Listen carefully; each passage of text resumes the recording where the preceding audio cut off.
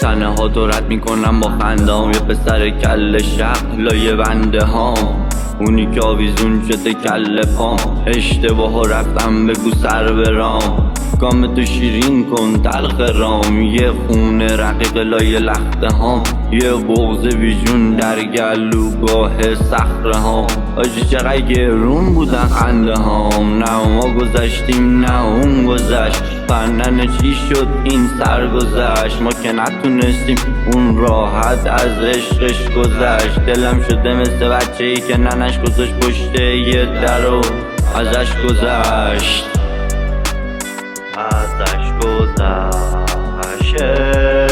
ای دلم شده مثل بچه‌ای که ننش گذاشت پشت یه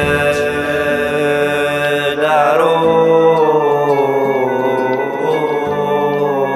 ازش گذشت.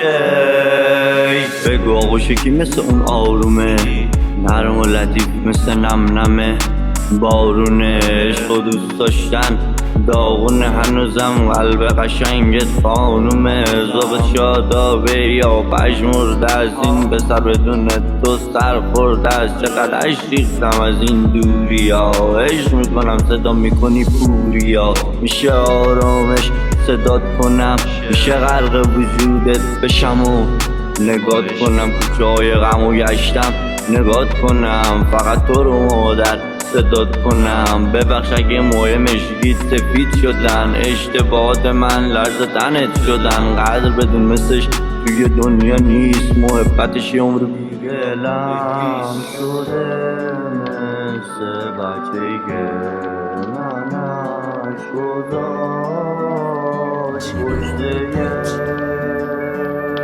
در و ازش گذشت.